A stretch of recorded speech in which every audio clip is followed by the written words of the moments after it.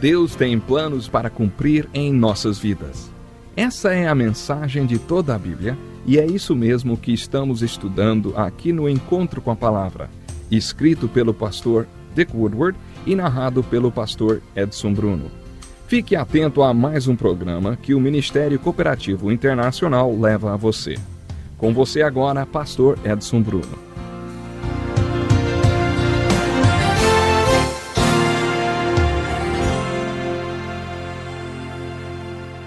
Muito bem-vindo a mais um estudo da Santa Palavra de Deus. Esse é um estudo de toda a Bíblia, do Gênesis ao Apocalipse.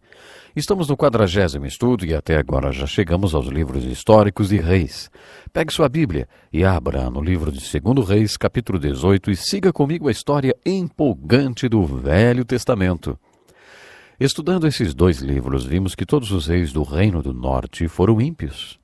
Neles você não encontra nenhum exemplo, só alertas. Mas no Reino do Sul você encontra alguns reis bons, alguns pelo menos. Ezequias foi um bom rei e fez muitas coisas boas. Tudo o que ele mostrou, tudo o que ele fez, de certa forma, acaba sendo um exemplo para nós.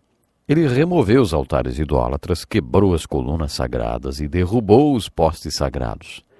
Despedaçou a serpente de bronze que Moisés tinha feito, pois até aquela época os israelitas queimavam incenso para ela. Ezequias confiava no Senhor, o Deus de Israel. Na verdade, nenhum dos reis que viveram antes ou depois de Ezequias tiveram um relacionamento tão íntimo com Deus quanto ele, porque ele se apegou ao Senhor e não deixou de segui-lo, obedeceu aos mandamentos que o Senhor tinha dado a Moisés. E o Senhor estava com ele, era bem-sucedido em tudo que fazia. Há muitas coisas exemplares na vida de Ezequias. Também há alguns alertas. Quando Ezequias ficou doente, Deus falou com ele através do profeta Isaías. Deus lhe disse: "Ponha ordem à sua casa, pois você vai morrer, não se recuperará." Ezequias virou o rosto para a parede e orou ao Senhor. Ele fez uma oração muito bonita. Há muitas orações bonitas nesses livros, especialmente as orações de Salomão e de Ezequias. Ezequias pediu a Deus que salvasse sua vida. Ele chorou. Então Deus mandou uma mensagem linda para Ezequias através de Isaías. "Ouvi sua oração e vi suas lágrimas." Deus vê as lágrimas. Isso é muito importante. "Eu o curarei. Acrescentarei 15 anos à sua vida." Esse é um lindo exemplo para nós. Esse homem orou quando ficou sabendo que ia morrer. Mesmo tendo ouvido um profeta falando a palavra do Senhor de que ele morreria, ainda assim ele apelou a Deus.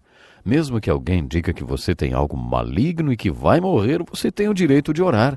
"Pai, se possível, afasta de mim esse cálice. Eu não quero morrer." Creio que todos nós temos o direito de fazer essa oração pedindo a cura. No entanto, devemos terminar a oração como Jesus nos ensinou. Contudo, não seja como eu quero, mas sim como tu queres. Algumas vezes, talvez, o propósito da doença seja nos levar à morte. Quando Lázaro ficou doente, Jesus disse: "Essa doença não acabará em morte. É para a glória de Deus." Mas algumas vezes o propósito da doença é levar à morte. Afinal de contas, se nessa próxima dimensão os pastos são verdes e nunca secam, as águas são tranquilas e nunca ficam turbulentas, e o cálice é transbordante e nunca se esvazia, Deus tem que nos levar para lá para nos dar todas essas coisas. Nenhum de nós escolheria ir, por isso quase todos nós vamos depois de ficarmos doentes. Às vezes esse é o propósito da doença, mas quando você fica sabendo que está com uma doença maligna, tem o direito de orar pedindo a cura. Ezequias fez isso e Deus lhe deu mais 15 anos de vida. No entanto, depois desse milagre, Ezequias tornou-se um alerta. Num dia, alguns babilônios visitaram Ezequias. Todo orgulhoso, ele lhes mostrou tudo, armas, arsenal e todo o seu tesouro. O profeta Isaías perguntou a Ezequias: "O que eles viram em seu palácio?" Ezequias contou que tinha mostrado tudo a eles. Então Isaías disse: "Isso foi um erro. Eles voltarão e vão conquistar o seu reino." Isaías estava profetizando a respeito da conquista de Jerusalém pela Babilônia. Seus próprios descendentes serão levados, e eles se tornarão eunucos no palácio do rei da Babilônia. Ezequias perguntou: "Quando isso acontecerá?" E a palavra veio de Isaías: "Ainda vai levar algum tempo." Então Ezequias falou: Então boa é a palavra do Senhor, porque haverá paz nos meus dias. Meus 15 anos serão bons. Não me interessa o que vai acontecer depois. Os filhos de Ezequias seriam levados escravos e feitos eunucos. Aparentemente Ezequias não se importou com isso. Certamente Ezequias não foi um modelo de pai. Ele se importava apenas com a sua vida e não com o tipo de vida que seus filhos teriam. Além da ascensão e queda do reino, há outros pontos para serem destacados nesse estudo da literatura do reino. Observe os reis que foram exemplos e aqueles que, na grande maioria das vezes, foram alertas e avisos. Como sugerimos em nosso primeiro estudo do livro de Reis, há uma terceira coisa para ser observada nesses livros: os profetas. Os profetas na literatura do reino são exemplos. Eles são um dos exemplos mais bonitos nas Escrituras. No nosso primeiro estudo, destaquei alguns dos profetas que não são muito conhecidos. Outros nem sabemos seus nomes, mas há profetas muito conhecidos, como Elias, em 1 Reis, e Eliseu, em 2 Reis. Eu amo a história de Eliseu em 2 Reis, quando o general do exército assírio o procurou para curá-lo. Nessa época, a Síria estava prestes a conquistar o reino do norte. Já estavam ocorrendo algumas batalhas. A Síria tinha um exército muito poderoso e o seu general superior era Naamã, afligido por lepra. Uma menina hebreia na Síria, que provavelmente foi levada escrava, contou a Naamã sobre um profeta em Israel que tinha o poder de curar lepra. Assim, o leproso Naamã foi em sua carruagem com alguns soldados procurar Eliseu em sua casa. Acontece que Naamã tinha ideias preconcebidas sobre como Eliseu efetuaria a cura. Naamã pensou que Eliseu seria muito dramático, que faria uma cerimônia solene, porque, afinal de contas, Naamã era o general do exército assírio. Eliseu não fez o que Naamã esperava. Ele nem saiu da sua casa para cumprimentá-lo. Eliseu mandou um servo falar com Naamã. O servo disse a Naamã: Eliseu mandou o Senhor lavar-se 7 vezes no rio Jordão para ser curado de sua lepra. Naamã ficou furioso. Ele subiu em sua carruagem e deixou a casa de Eliseu levantando poeira, gritando com o escudeiro que ia na carruagem com ele. Naamã falou: Eu estava certo de que ele sairia para receber-me, invocaria em pé o nome do Senhor, o seu Deus, moveria a mão sobre o lugar afetado e me curaria de lepra. Não são os rios Abana e Farfar em Damasco melhores do que todas as águas de Israel? Será que eu não poderia lavar-me neles e ser purificado? Conforme prosseguiam viagem, o seu escudeiro disse: Com todo respeito, senhor, mas o senhor foi até lá, não foi?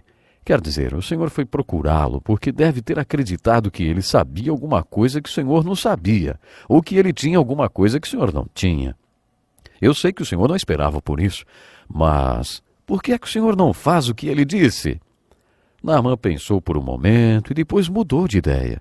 Ele foi até a lama do rio Jordão e não mergulhou 1 vez, nem 2, nem 3 vezes, mas 7 vezes. Quando Naamã saiu daquela lama do rio Jordão, estava curado da lepra. Fazendo uma aplicação disso, podemos dizer que a história da cura de Naamã é uma linda alegoria do Evangelho da salvação. Quando as pessoas têm fome espiritual e buscam a salvação em Cristo, têm ideias preconcebidas sobre como acontecerá a sua salvação. Alguns intelectuais acreditam que se a salvação não for complicada, não é verdadeira. Isso se aplica principalmente às pessoas intelectuais.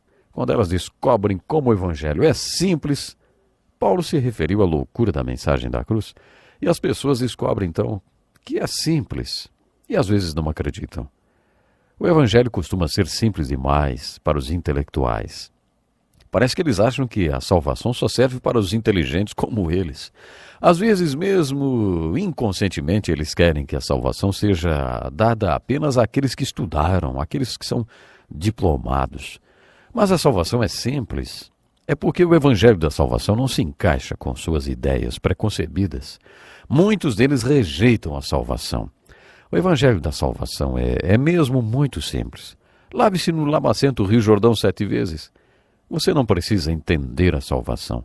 A salvação não tem que ser racional. A salvação não tem que ser lógica. A salvação não tem que ser o que você acha que deveria ser. Apenas, vai lá, se lave no Rio Jordão 7 vezes. Apenas creia e obedeça o que ouvir, porque a loucura da pregação do Evangelho pode salvar sua alma, pode se tornar a solução para a sua vida e a sua salvação. É essa a aplicação dessa história do livro de 2 Reis, capítulo 5, de Naamã, o leproso, e de Eliseu, o profeta. Vamos falar um pouco mais sobre os profetas e observar mais alguns pontos a respeito deles. Esses profetas não eram apenas homens através do qual Deus falava, eles não eram apenas homens que faziam a palavra de Deus brilhar. Eles eram homens que Deus levantava quando havia algum problema. Poderíamos fazer a seguinte generalização: se não houvesse problemas, também haveria profeta. Mas você observará que sempre que aparecia um problema, logo o profeta já estava aparecendo. Você observará isso toda vez que o trabalho do Senhor encontrava obstáculos. Observe isso. Toda vez que aparecia um obstáculo ao trabalho de Deus, ele levantava um profeta. Uma das funções do profeta era centralizar sua pregação no problema ou no obstáculo até que fosse removido e o trabalho de Deus continuasse novamente. Observe que quando o trabalho de Deus encontrava outro obstáculo, Deus levantava outro profeta. Remover os obstáculos que impediam o trabalho de Deus era uma das funções mais importantes desses profetas. No Novo Testamento, o trabalho de Deus é a igreja. Deus estava construindo sua igreja. Quando a igreja enfrentava um obstáculo, Deus levantava um apóstolo para escrever uma epístola. No Velho Testamento, Deus levantava um profeta que então escrevia um dos livros proféticos do Velho Testamento. O profeta falava sobre aquele obstáculo até que ele fosse removido. No Novo Testamento, Deus levantava um apóstolo que escrevia uma epístola que mostrava à igreja como aquele problema que estava bloqueando a igreja podia ser removido para que o trabalho de Deus continuasse através dela. Resumindo, quando você ler os livros de 1º e 2º Reis, observe a ascensão e a queda do reino.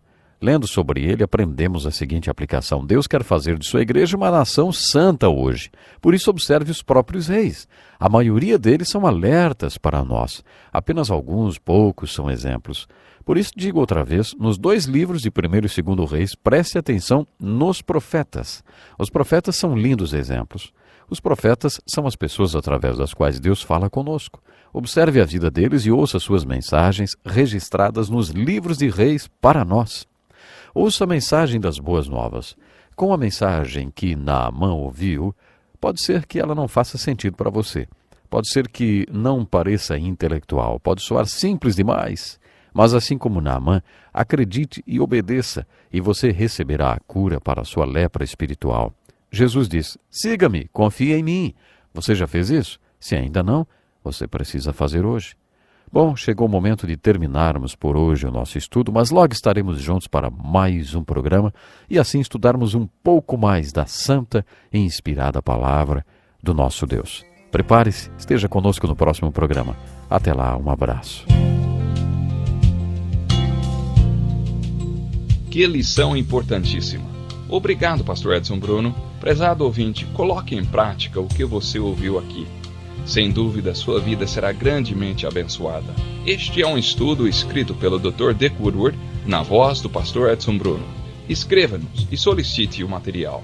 Nosso endereço é Encontro com a Palavra, Caixa Postal 2011, CEP 89201-970, Joinville, Santa Catarina.